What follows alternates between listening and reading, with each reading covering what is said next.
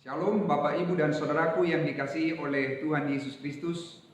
Kita sungguh mengucap syukur kepada Tuhan. Hari ini adalah minggu yang pertama di bulan Juni tahun 2020. Semua karena kasih Tuhan yang selalu menyertai dan memimpin setiap langkah-langkah kehidupan kita. Kita bisa beribadah di tempat masing-masing dan kita percaya Tuhan hadir memberkati kita sekalian. Haleluya. Sebelum kita mendengarkan firman Allah, mari kita bersatu di dalam doa. Terima kasih Bapa, di dalam nama Tuhan Yesus Kristus, sungguh hati kami melimpah dengan ucapan syukur. Oleh kasih kemurahan Tuhan, kami telah diperkenankan oleh Tuhan memasuki bulan Juni tahun 2020 ini. Betapa kami anak-anak-Mu ya Tuhan melihat dengan nyata mengalami pertolongan Tuhan, pemeliharaan Tuhan. Tidak pernah Engkau meninggalkan kami. Tetapi Engkau Yesus selalu memimpin, menopang, menuntun setiap langkah-langkah kehidupan kami. Kami sungguh mengucap syukur Tuhan masih memberikan kami kesempatan saat ini untuk mendengarkan firman Allah. Karena firman-Mu itulah pelita bagi kaki kami dan terang bagi jalan kami. Firman-Mu tiada berubah dahulu, sekarang, bahkan sampai selama-lamanya. Melalui firman-Mu kami dikuatkan, diajar. Melalui firman-Mu kami dinasihati. Melalui firman-Mu iman kami terus semakin bertumbuh dan semakin dewasa, menghasilkan buah-buah yang memuliakan nama Tuhan. Dalam keadaan apapun yang terjadi dalam hidup kami, firman-Mu adalah memberikan pertolongan kepada kami semua. Tiba saatnya kami akan mendengarkan firman Allah. Mari Roh Kudus tolong kami. Dalam nama Tuhan Yesus kami berdoa dan bersyukur. Haleluya. Amin. Tema firman Tuhan yang kita mau dengarkan saat ini, yang kita punyai melebihi emas dan perak. Yang kita punyai yang melebihi emas dan perak. Yang terambil dari Kisah Para Rasul pasal 4 ayat 1 sampai dengan ayat yang ke-13.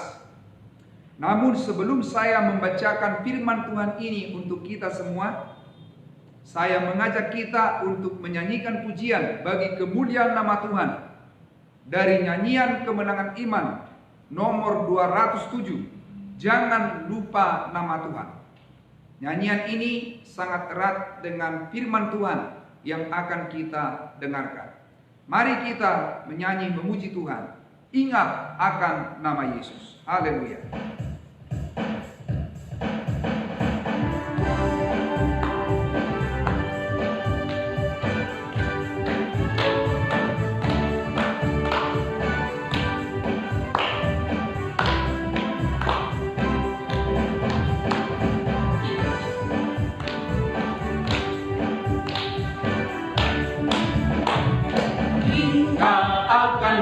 Yesus, Kau yang susah dan sedih, nama itu menghiburmu, mana saja kau pergi. Indahlah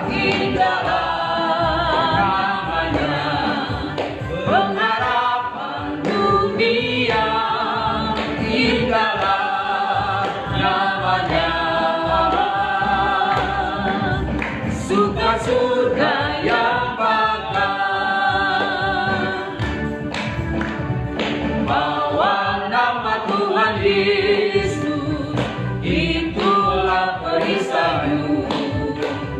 Bila datang pencobaan, itu yang menolongmu. Indahlah namanya, pengharapan dunia. Indahlah namanya, suka surga yang bakal.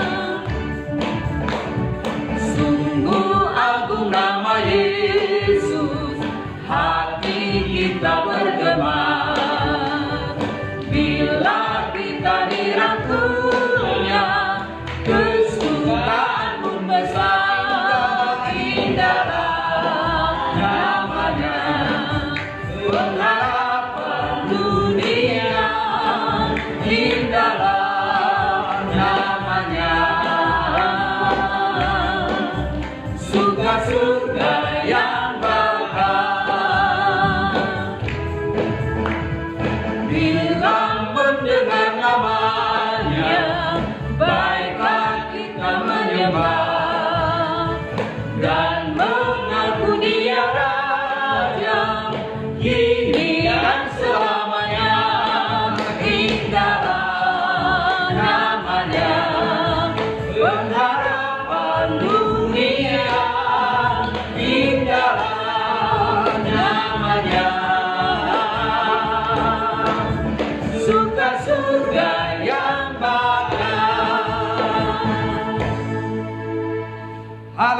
puji Tuhan, sungguh hati kita melimpah dengan sukacita oleh karena Yesus Kristus yang menyelamatkan kita. Haleluya, puji Tuhan. Yang kita punyai melebihi emas dan perak. Yang terambil dari Kisah Para Rasul pasal 4 ayat 1 sampai dengan 13. Demikian firman Tuhan. Ketika Petrus dan Yohanes sedang berbicara kepada orang banyak, mereka tiba-tiba didatangi imam-imam dan kepala pengawal bait Allah serta orang-orang Saduki. Orang-orang itu sangat marah karena mereka mengajar orang banyak dan memberitakan bahwa dalam Yesus ada kebangkitan dari antara orang mati.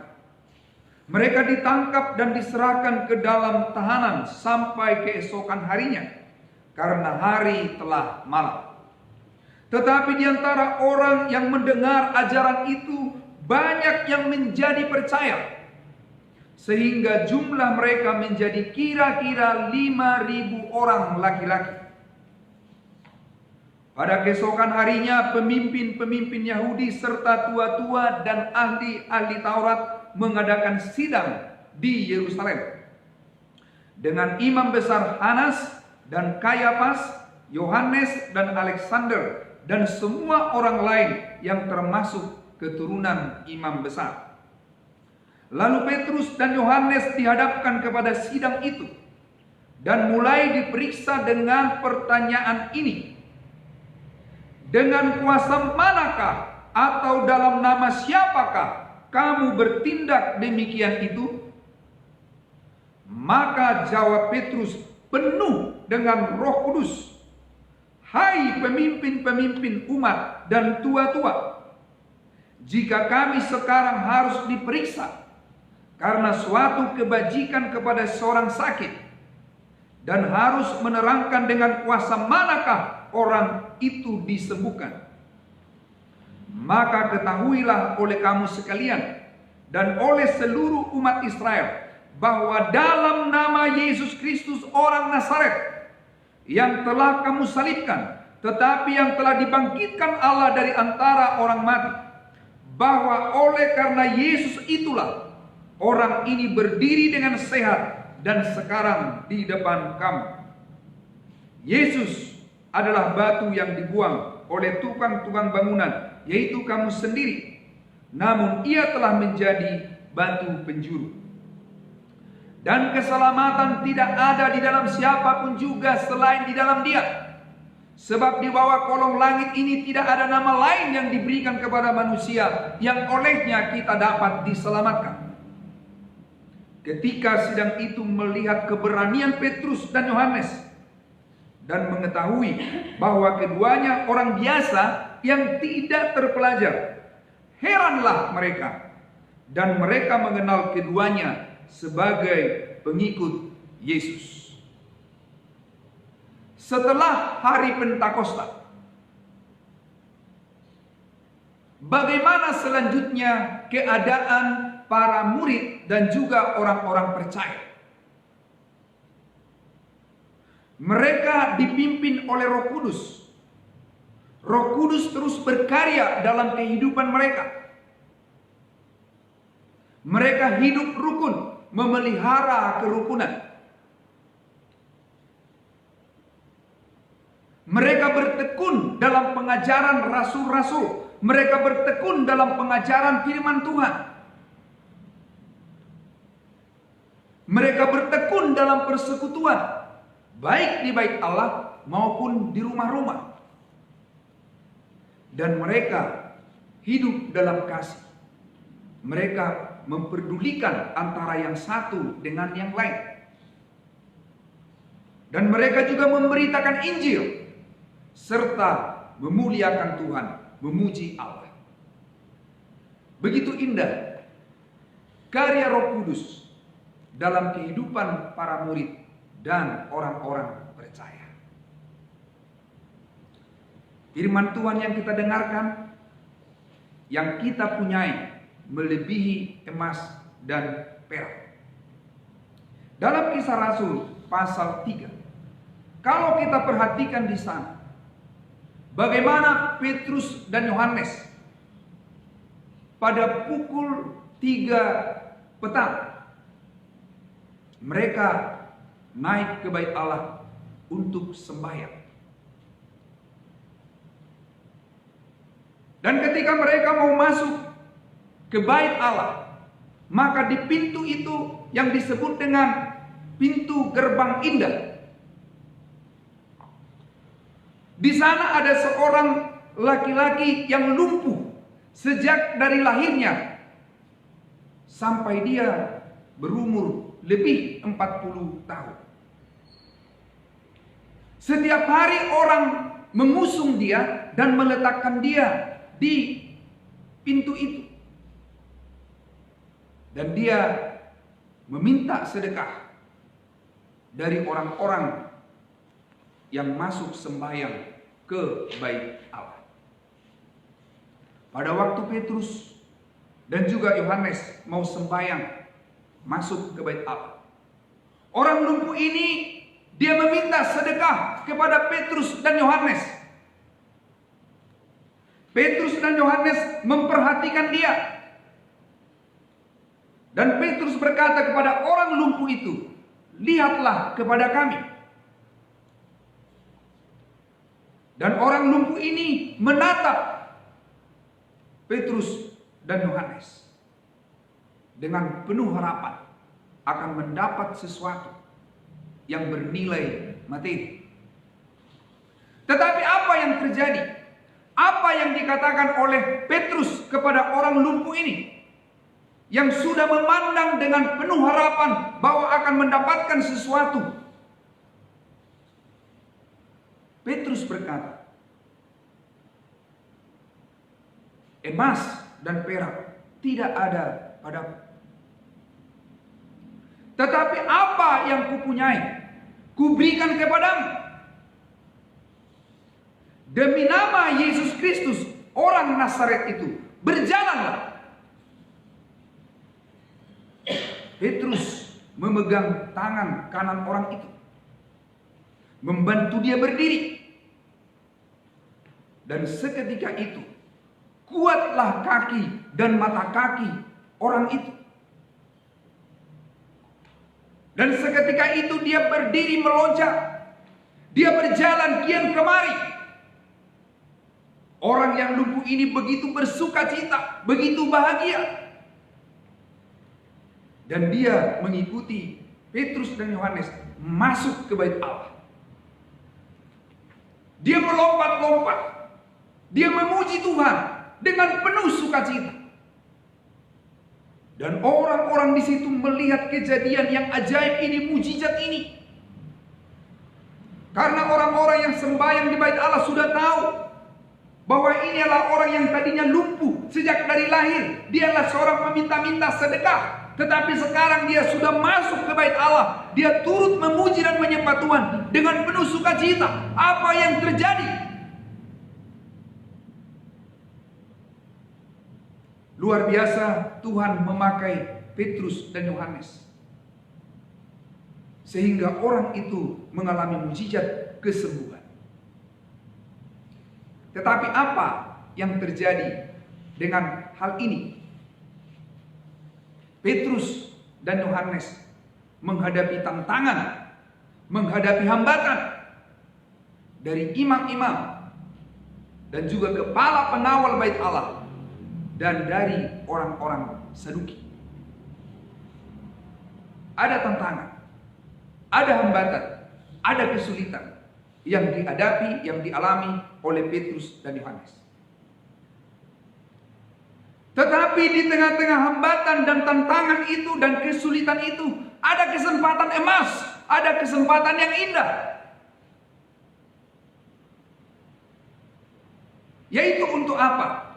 Bagi Petrus dan Yohanes kesempatan yang indah untuk menyampaikan yang mereka punyai melebihi emas dan perak.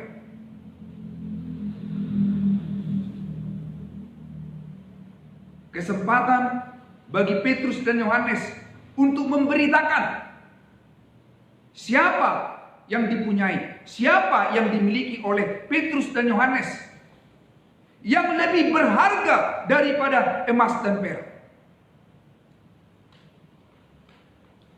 Petrus menyampaikan bahwa Yesus yang dia percaya, Yesus yang diimani, dialah yang jauh lebih berharga daripada emas dan perak.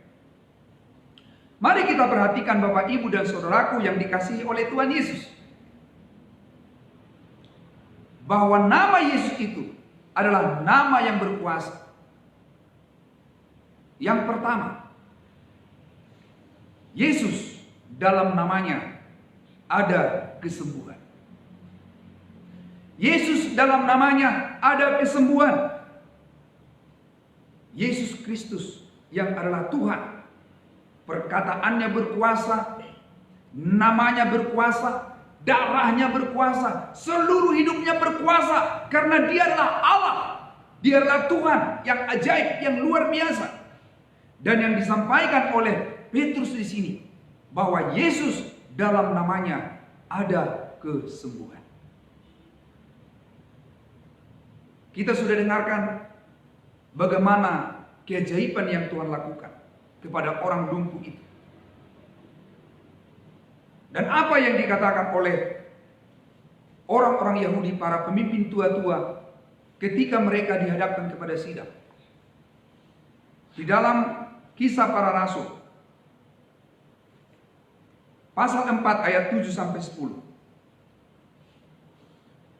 Lalu Petrus dan Yohanes dihadapkan kepada sidang itu dan mulai diperiksa dengan pertanyaan ini. Dengan kuasa manakah atau dalam nama siapakah kamu bertindak demikian itu?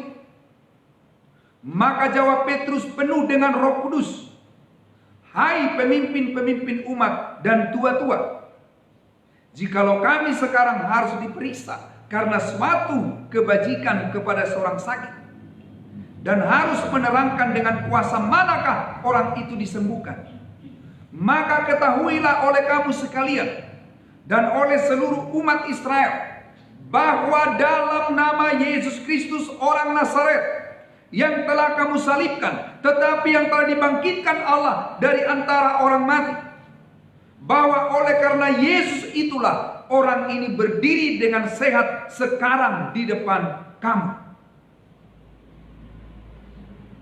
Petrus dengan tegas, dengan semangat, dia menyampaikan yang dia punya, yaitu Yesus yang namanya berkuasa.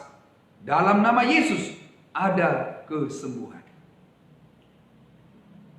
Sangat jelas ketika para pemimpin-pemimpin Yahudi bertanya, dengan kuasa manakah dan dengan nama siapakah kamu bertindak demikian itu?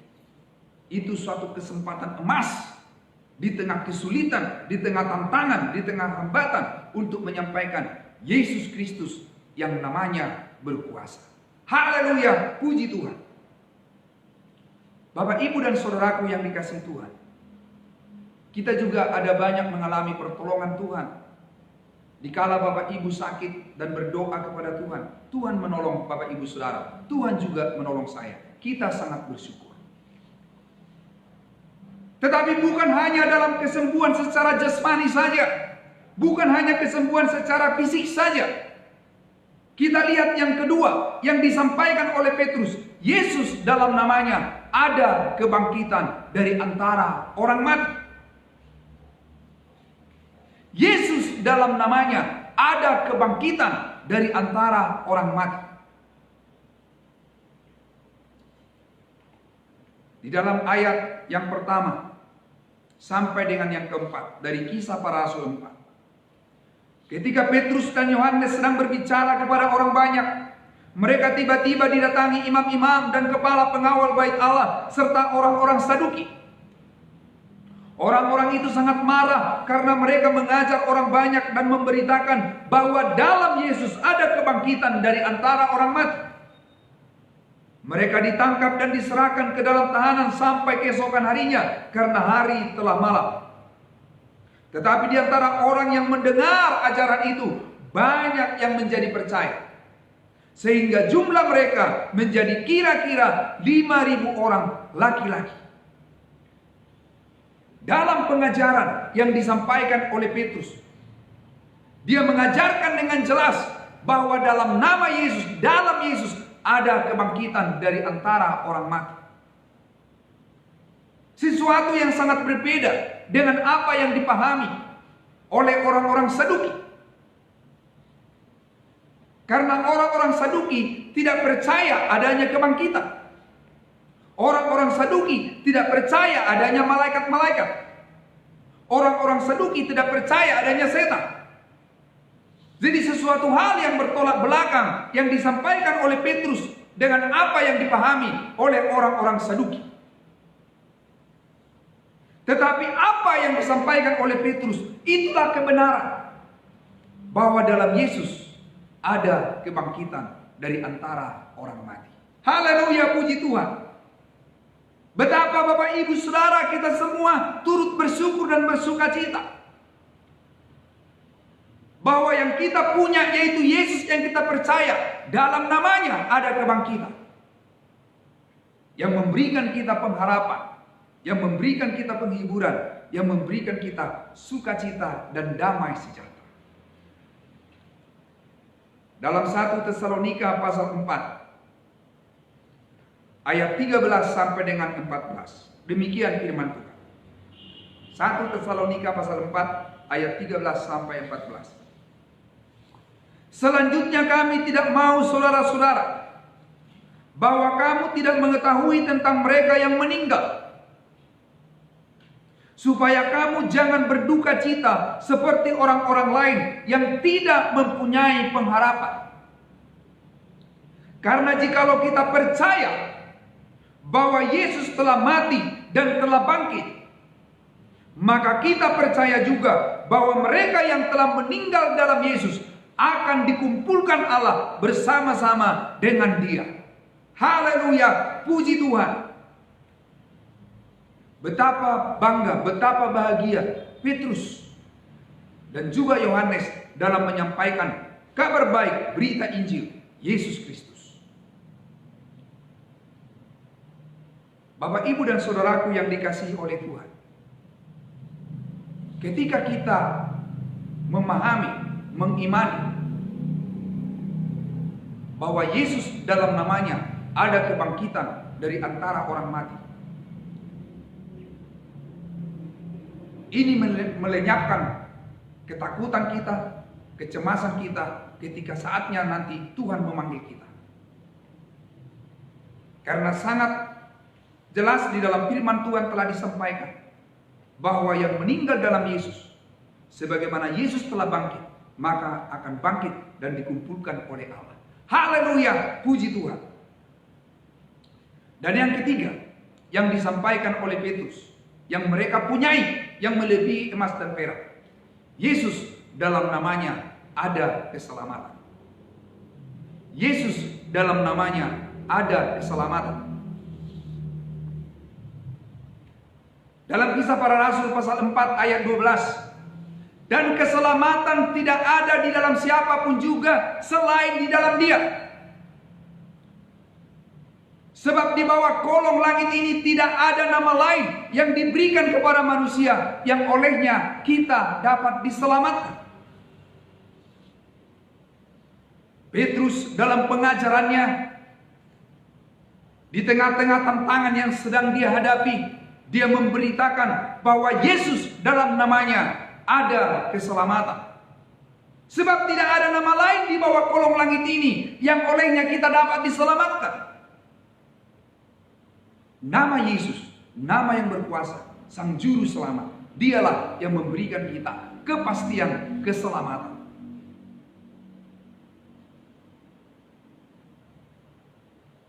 Sangat berharga dan sangat bernilai iman percaya kita kepada Yesus yang tidak bisa diukur dengan harta materi, dengan harta yang ada di dunia ini. Khotbah dan pengajaran Petrus dan juga Yohanes memberikan kita pengertian yang jelas yang mereka miliki, yang mereka punyai, yang melebihi emas dan perak. Yang kita punyai yang Bapak Ibu miliki, yang kita miliki, lebih daripada emas dan perak, adalah Yesus Kristus yang kita percaya, adalah Yesus Kristus yang kita imani. Karena di dalam namanya, nama yang berkuasa itu, ada kesembuhan, ada kebangkitan, dan ada keselamatan. Bagaimana dengan kita semua Bapak Ibu dan saudaraku yang dikasihi oleh Tuhan? Apa yang kita punyai, apa yang kita miliki, yang jauh melebihi emas dan perak, Yesuslah yang kita miliki, yang sangat bernilai, yang sangat berharga. Itulah sebabnya di dalam nyanyian kemenangan iman nomor 207 tadi, jangan lupa nama Tuhan, mengajarkan kita supaya ingat selalu Yesus Kristus, karena Dialah milik kita, kepunyaan kita. Dalam segala keadaan apapun yang terjadi, yang Bapak Ibu alami, dalam keadaan apapun yang sedang terjadi, yang kita hadapi, jangan lupa nama Yesus Kristus, nama yang berkuasa itu. Dan juga ketika Bapak Ibu Saudara mau melakukan sesuatu dalam perjalanan hidup kita, apakah itu dalam pekerjaan kita, apakah itu dalam pelayanan kita, dalam seluruh aspek kehidupan kita, jangan lupa Yesus yang kita percaya, namanya berkuasa. Rasul Paulus berkata dalam Kolose pasal 3 ayat 17, dan segala sesuatu yang kamu lakukan dengan perkataan atau perbuatan, lakukanlah semuanya itu dalam nama Tuhan Yesus, sambil mengucap syukur oleh Dia kepada Allah Bapa kita. Dalam perjalanan hidup kita Bapak Ibu Saudara, ingatlah selalu nama Yesus. Dialah yang menghibur kita, Dialah yang menolong kita, Dialah yang merangkul kita dengan kasih-Nya. Yesus yang sangat mengasihi kita. Yang kita punyai jauh melebihi emas dan perak adalah Yesus Kristus yang kita percaya. Tuhan Yesus memberkati kita sekalian. Haleluya. Amin. Mari Bapak Ibu Saudara, kita mempersiapkan hati, mempersiapkan seluruh hidup kita, karena kita akan menikmati perjamuan suci, perjamuan kudus. Kita tidak akan pernah lupa karya Tuhan, pengorbanan Yesus yang menyelamatkan kita. Dan kita menyanyikan pujian dari kemenangan iman nomor 49, bait pertama dan yang ketiga. Mari kita menyanyikan pujian ini bagi kemuliaan nama Tuhan. Nyawaku diberikan.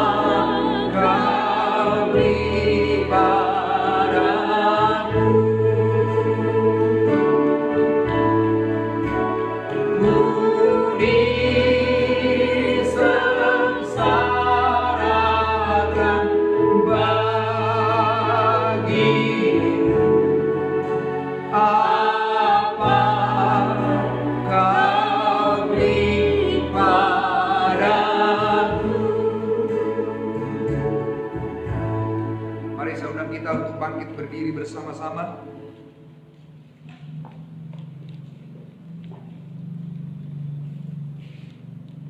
Dan silakan membaca ayat firman Tuhan yang ada di roti perjamuan.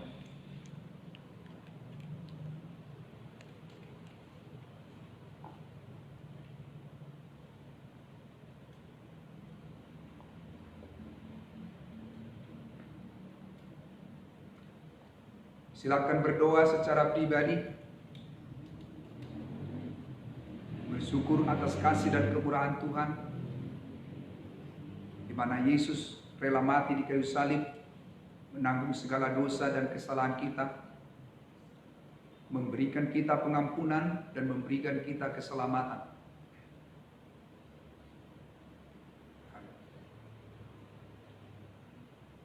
Terima kasih Bapa, di dalam nama Tuhan Yesus Kristus. Betapa kami bersyukur ya Tuhan, di mana Engkau Allah rela jadi manusia, yaitu Yesus Kristus, menanggung segala dosa kami di dalam tubuhnya di kayu salib, memberikan kami pengampunan, memberikan kami keselamatan. Terima kasih ya Tuhan. Nama Yesus, nama yang berkuasa, kami sungguh mengucap syukur. Oleh karena pengorbanan Tuhan Yesuslah yang melayakkan kami dapat berseru, ya Aba, ya Bapa. Kami semua adalah anak-anak-Mu ya Tuhan, kami sungguh mengucap syukur. Di tangan kami ada roti dan air anggur, disucikan, dikuduskan dalam nama Tuhan Yesus, dan sungguh jadi berkat bagi kami sekalian. Kami boleh merenungkan, menghayati betapa ajaib pengorbanan Tuhan Yesus bagi kami sekalian. Haleluya. Firman Tuhan dalam 1 Korintus pasal 11 ayat 23 sampai 26. Sebab apa yang telah kuteruskan kepadamu telah aku terima dari Tuhan, yaitu bahwa Tuhan Yesus pada malam waktu Ia mengambil roti, Ia mengucap syukur, Ia memecah-mecahkannya dan berkata, inilah tubuhku yang diserahkan bagi kamu. Perbuatlah ini menjadi peringatan akan aku. Mari kita makan bersama-sama.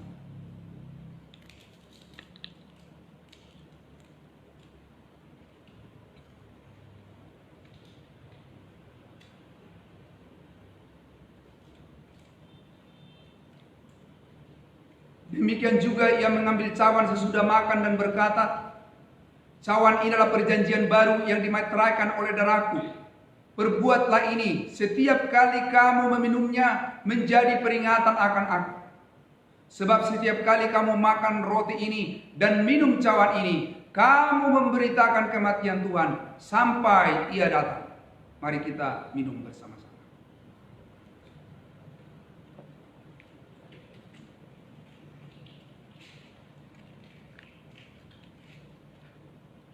Mari kita berdoa.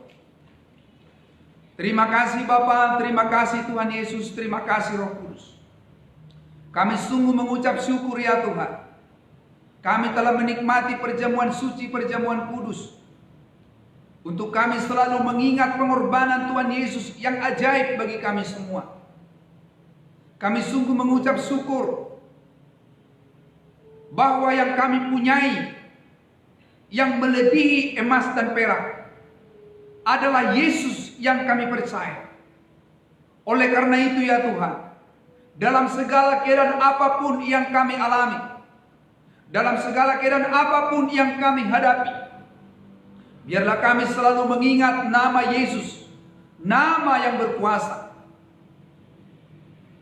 Dan dalam segala hal apapun yang kami mau lakukan, yang kami rencanakan, yang kami harapkan, biarlah semuanya kami lakukan dalam nama Tuhan Yesus, sehingga semuanya jadi sesuai dengan kehendak Tuhan, dan nama Tuhan dipuji dan dipermuliakan. Bapa, di dalam nama Yesus, Engkau melihat setiap hati kami masing-masing. Engkau tahu apa yang terjadi dalam kehidupan kami semua. Engkau tahu apa yang menjadi harapan dan kerinduan kami. Dalam nama Yesus Kristus, semua kami serahkan ke dalam tangan Tuhan saja. Terima kasih ya Bapa. Kami sungguh mengucap syukur dalam nama Tuhan Yesus. Haleluya. Amin. Silakan duduk Bapak Ibu dan saudaraku yang dikasihi oleh Tuhan. Saya mengucapkan selamat hari Minggu untuk kita sekalian, dan kita tetap saling mendoakan. Yang kita punyai, yang melebihi emas dan perak, adalah Yesus yang kita percaya. Haleluya. Amin.